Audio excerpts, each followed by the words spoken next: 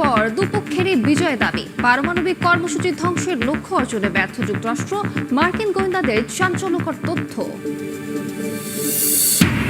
Iran Israel সংঘাতের আড়ালে গাজায় 12 দিনে নিহত 870 ফিলিস্তিনি। তথ্য স্বাস্থ্য মন্ত্রণালয়ের। $30 কোটি মানবিক সহায়তার ঘোষণা যুক্তরাষ্ট্রের। ইউক্রেন যুদ্ধের মধ্যে নেদারল্যান্ডসে শুরু ন্যাটো সম্মেলন। ক্ষমতা গ্রহণের পর প্রথম ট্রাম্পের অংশগ্রহণ, সদস্য দেশগুলোর প্রতিরক্ষা ব্যয় বাড়ানো নিয়ে আলোচনা। এবং তীব্র দাবদাহে বিপর্যস্ত যুক্তরাষ্ট্র, গরমে নাভিশ্বাস নিউইয়র্কবাসীর। নিউ হ্যাম্পশায়ারেও হিট অ্যালার্ট জারি, তাপমাত্রা 37 ডিগ্রির ঘরে পৌঁছানোর পূর্বাভাস। ইরান ইসরায়েল সংঘাত চলাকালীন দখলদারদের আক্রমণে গাজায় 870 জন ফিলিস্তিনি নিহত হয়েছেন। চাঞ্চল্যকর এই বিষয়টি নিশ্চিত করেছে উপত্যকাটির স্বাস্থ্য মন্ত্রণালয়। এরই মধ্যে অবরুদ্ধ উপত্যকাটিতে ইসরায়েলি আক্রমণে একদিনে নিহত হয়েছেন 86 জন, যাদের ভেতর 56 জনই প্রাণ হারিয়েছেন মানবিক সহায়তা সংগ্রহ করতে গিয়ে। এদিকে প্রথমবারের মতো সরাসরি গাজার হিউম্যানিটেরিয়ান ফাউন্ডেশনকে $30 কোটি দেওয়ার ঘোষণা দিয়েছে যুক্তরাষ্ট্র। 12 দিন ব্যাপী ইরান ইসরায়েলের সংঘাতে বিশ্ববাসীর চোখের অনেকটাই আড়াল হয়ে গিয়েছিল গাজা ইস্যু, কিন্তু এর মাঝেও বর্বরোচিত হামলা অব্যাহত রাখে ইসরায়েলি সেনারা। প্রাণ হারান 850-র বেশি মানুষ। এক বিবৃতিতে এ তথ্য জানায় গাজার স্বাস্থ্য মন্ত্রণালয়। স্থানীয় সময় মঙ্গলবারও অবরুদ্ধ উপত্যকায় আগ্রাসন চালায় ইসরায়েল। এতে বেশ কয়েকজন ত্রাণ সংগ্রহকারী সহ নিহত হন অনেকে। এক প্রতিবেদনে এ তথ্য জানায় আল জাজিরা। একই দিন খান ইউনিসে জড়ো হওয়া ইসরায়েলি সেনাদের উপর হামলা চালায় ফিলিস্তিনি ইসলামিক জিহাদের সামরিক শাখা আল কুদস ব্রিগেডসের সদস্যরা, যেখানে প্রতিনিয়ত মানবিক সাহায্য সংগ্রহে গিয়ে ইসরায়েলিদের গুলির শিকার হচ্ছেন ফিলিস্তিনিরা। সেই গাজা হিউম্যানিটেরিয়ান ফাউন্ডেশনকেই $3 কোটি দেওয়ার ঘোষণা দিয়েছে যুক্তরাষ্ট্র। এ বিষয়ে রয়টার্স জানায়, যুক্তরাষ্ট্র এর আগেও কূটনৈতিকভাবে সংস্থাটিকে সমর্থন দিয়েছে, তবে এবারই প্রথমবার প্রকাশ্যে তাদের অর্থ সহায়তার ঘোষণা দিল। এর আগে জাতিসংঘের বিশেষ প্রতিনিধি ফ্রান্সেস্কা আলবানিস সংস্থাটিকে মানবিক ছদ্মবেশ হিসেবে আখ্যা দিয়ে বলেন, এটি গণহত্যার অন্যতম কৌশল। ইরানে বোমাবর্ষণ বন্ধে ইসরায়েলকে সতর্ক করার পর এবার গাজা যুদ্ধ থামাতে প্রেসিডেন্ট ট্রাম্পকে হস্তক্ষেপের আহ্বান জানিয়েছেন আরব মার্কিন অধিকার কর্মীরা। টানা 12 দিনের পাল্টাপাল্টি হামলায় ব্যাপক ক্ষয়ক্ষতি হয়েছে ইরান ইসরায়েল দু দেশেরই। গণমাধ্যমগুলোতে উঠে এসেছে তেহরান তেল আবিবের ক্ষয়ক্ষতির চিত্র। ইরানের 9 শতাধিক প্রাণহানি হয়েছে। গুরুত্বপূর্ণ পরমাণু স্থাপনা সহ ধ্বংস হয়েছে বহু অবকাঠামো। অন্যদিকে ইসরায়েলের জ্বালানি স্থাপনা, আইডিএফ ও মোসাদের সদর দফতরে হামলা চালায় ইরান। ক্ষয়ক্ষতির এই দৃশ্য ইসরায়েলের। গেল 12 দিনের সংঘাতে ব্যাপক ক্ষতি হয়েছে দেশটির। একই অবস্থা ইরানেরও। দুই দেশেই প্রাণহানির পাশাপাশি বহু স্থাপনা বিধ্বস্ত হয়েছে। গণমাধ্যমের তথ্য অনুযায়ী ইরানে ইসরায়েলের হামলায় 900-র বেশি মানুষের প্রাণহানি হয়েছে। মারা গেছেন 12 জনের বেশি আইআরজিসির শীর্ষ কমান্ডার সহ কয়েকজন পরমাণু বিজ্ঞানীও। ইসরায়েলের হামলায় ইরানের ভূগর্ভস্থ অস্ত্র গুদাম ও জ্বালানি স্থাপনায় ব্যাপক ক্ষতি হয়। লাগাতার হামলায় তেহরানের গুরুত্বপূর্ণ প্রশাসনিক ভবনও ক্ষতিগ্রস্ত হয়েছে। গেল শনিবার ইরানের 3টি বড় পরমাণু স্থাপনা নাতানজ, ইস্পাহান ও ফোর্দোয় অপারেশন মিডনাইট হ্যামার নামে হামলা চালায় যুক্তরাষ্ট্র। এতে ফোর্দোতে বিদ্যুৎ বিভ্রাটের কারণে প্রায় 15,000 সেন্ট্রিফিউজ যন্ত্র আংশিক বা পুরোপুরি বিকল হয়ে যাওয়ার আশঙ্কার কথা জানায় আন্তর্জাতিক পরমাণু সংস্থা। মঙ্গলবার আবারও গিলান প্রদেশে হামলা চালায় নেতানিয়াহু বাহিনী। এতে ক্ষতিগ্রস্ত হয়েছে অনেক আবাসিক ভবন। ইরানের হামলায় ইসরায়েলেও ব্যাপক ক্ষয়ক্ষতি হয়েছে। তেল আবিব, জেরুজালেম, হাইফা বন্দর সহ বিভিন্ন গুরুত্বপূর্ণ অবকাঠামো লক্ষ্য করে শত শত ক্ষেপণাস্ত্র ও ড্রোন ছড়ে তেহরান। ক্ষতিগ্রস্ত হয় ইসরায়েলের সবচেয়ে বড় তেল শোধনাগার ও শীর্ষ গবেষণা কেন্দ্র।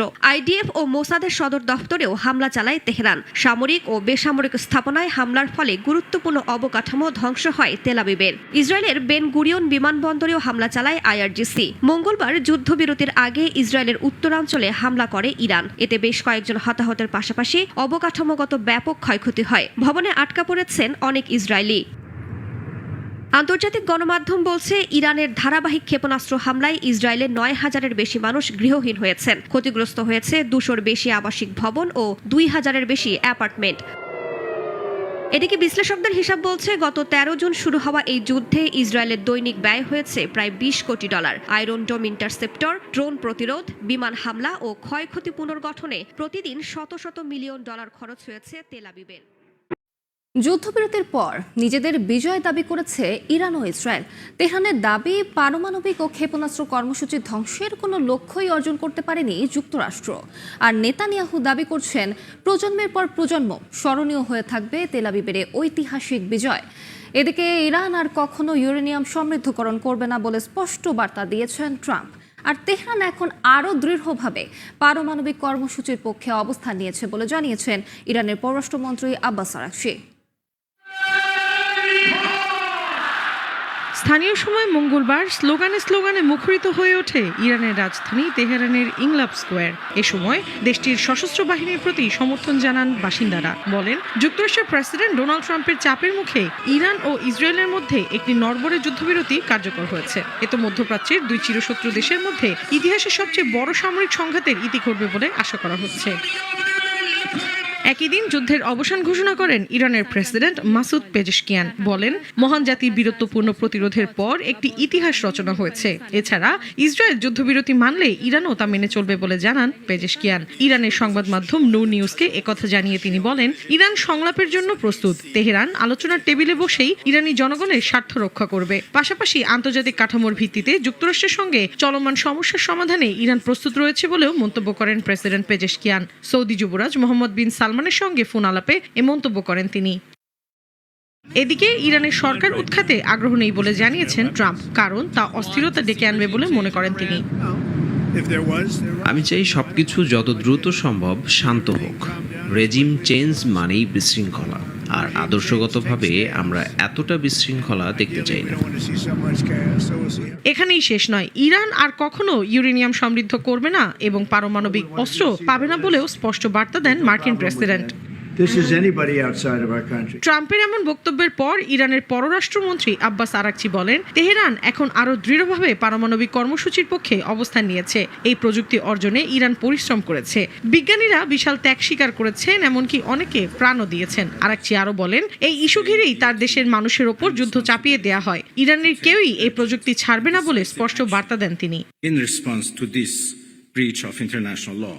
এদিকে ইরানের বিরুদ্ধে ঐতিহাসিক বিজয় ঘোষণা করেছেন ইসরায়েলি প্রধানমন্ত্রী বিনিয়ামিন নেতানিয়াহু। এই বিজয় প্রজন্মের পর প্রজন্ম স্মরণীয় থাকবে বলেও মন্তব্য করেন তিনি।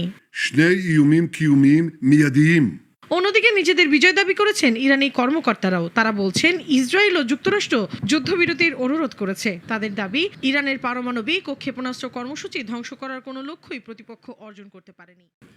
ইরানের পারমাণবিক স্থাপনায় হামলা চালিয়েও তেজস্ক্রিয় পদার্থ ধ্বংস করতে পারেনি যুক্তরাষ্ট্র। মার্কিন গোয়েন্দাদের প্রাথমিক মূল্যায়নে উঠে এসেছে চাঞ্চল্যকর তথ্য।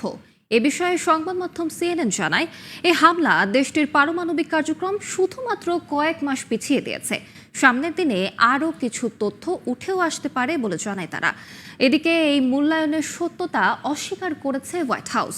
প্রেসিডেন্টকে অপমান করতে এসব গুজব ছড়ানো হচ্ছে বলে দাবি করেন মুখপাত্র ক্যারোলাইন লেভিটস। গত সপ্তাহে ইরানের 3টি পারমাণবিক কেন্দ্র লক্ষ্য করে বিমান হামলা চালায় যুক্তরাষ্ট্র। এর মধ্যে অত্যাধুনিক B2 স্টিলথ বোমারু ব্যবহার করে ইরানের ফোর্দো পারমাণবিক কেন্দ্রে হামলা করা হয়। ব্যবহৃত হয় বাংকার বাস্টার বোমাও। যুক্তরাষ্ট্রের সেনাবাহিনী জানায়, ইরানের পারমাণবিক কেন্দ্রে চালানো হামলায় তারা অসাধারণ সফলতা অর্জন করেছে। তবে মার্কিন গোয়েন্দারা তাদের প্রাথমিক মূল্যায়নে জানিয়েছেন, হামলায় ইরানের পারমাণবিক কর্মসূচির মূল উপাদান ধ্বংস হয়নি। এই হামলা দেশটির পারমাণবিক কার্যক্রম শুধু কয়েক মাস পিছিয়ে দিয়েছে। বুধবার এক প্রতিবেদনে এ তথ্য জানিয়ে সংবাদ মাধ্যম CNN বলে, মার্কিন গোয়েন্দারা প্রাথমিক যে মূল্যায়ন প্রদান করেছেন সেটি 4 জন ব্যক্তি CNN-কে জানিয়েছেন। প্রতিবেদনে আরো বলা হয়, মূল্যায়নটি প্রদান করেছে মার্কিন প্রতিরক্ষা মন্ত্রণালয়ের গোয়েন্দা শাখা। প্রেসিডেন্ট ডোনাল্ড ট্রাম্প ইরানের পারমাণবিক অবকাঠামো ধ্বংস করে দেওয়ার যে দাবি করেছেন, প্রাথমিক মূল্যায়নে সেটির উল্টো চিত্র দেখা যাচ্ছে। মূল্যায়নের সঙ্গে সংশ্লিষ্ট দুটি সূত্র জানিয়েছে, ইরানের সমৃদ্ধকৃত ইউরেনিয়ামের মজুদ ধ্বংস হয়নি। অপর একজন জানিয়েছেন, দেশটির পারমাণবিক সেন্ট্রিফিউজের বেশিরভাগ অক্ষত রয়েছে। এই মূল্যায়নের সত্যতা অস্বীকার করে হোয়াইট হাউসের মুখপাত্র ক্যারোলাইন লেভিট বলেন, প্রেসিডেন্টকে অপমান করতে এগুলো ছড়ানো হচ্ছে। ইরানে মার্কিন প্রেসিডেন্ট ডোনাল্ড ট্রাম্পের সাম্প্রতিক ক্ষেপণাস্ত্র হামলা ঘিরে উত্তপ্ত যুক্তরাষ্ট্রের রাজনীতি। আইন প্রণেতারা বলছেন, কংগ্রেসের অনুমোদন ছাড়া যুদ্ধ ঘোষণার সুযোগ নেই। তারপরও তা না মেনে ইরানের পারমাণবিক স্থাপনায় হামলা চালিয়েছে ট্রাম্প। এর মধ্য দিয়ে ট্রাম্পের বিরুদ্ধে সংবিধান লঙ্ঘনের অভিযোগ তুলেছেন কংগ্রেসের সদস্যরা। সেই সঙ্গে ট্রাম্প ক্ষমতার অপব্যবহার করেছেন বলেও অভিযোগ তাদের। Thank you very much.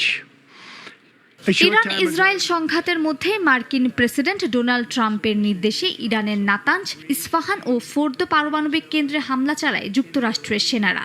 এ ধরনের একতরফা সিদ্ধান্তে বেকায়দায় ট্রাম্প। দেশটির রাজনৈতিক অঙ্গনে শুরু হয়েছে তীব্র সমালোচনা। ডেমোক্রেটরা বলছেন যুক্তরাষ্ট্রের সংবিধানের অনুচ্ছেদ 1 ধারা 8 অনুযায়ী কেবল কংগ্রেসের অনুমোদনেই যুদ্ধ ঘোষণা সম্ভব। প্রেসিডেন্ট একা সিদ্ধান্ত নিতে পারেন না। এজন্য কড়া ভাষায় মার্কিন প্রেসিডেন্ট ডোনাল্ড ট্রাম্পকে আক্রমণ করেছেন টেক্সাসের Democrat congresswoman Jasmine Crockett. তার অভিযোগ, কংগ্রেসকে পাশ কাটিয়ে একতরফাভাবে যুদ্ধ শুরু করেছেন ট্রাম্প। তবে শুধু ডেমোক্রেট নয়, ট্রাম্পের নিজের রাজনৈতিক দলের ভেতরেও উঠছে প্রশ্ন। প্রেসিডেন্টের এমন সিদ্ধান্তকে দেশের বিরুদ্ধে প্রতারণা হিসেবে আখ্যা দিয়েছেন Republican congresswoman Marjorie Taylor Greene. যুদ্ধপন্থী ও সামরিক শিল্প জোটকে খুশি করার জন্য ট্রাম্প ইরানে হামলা চালিয়েছেন বলে অভিযোগ করেন তিনি।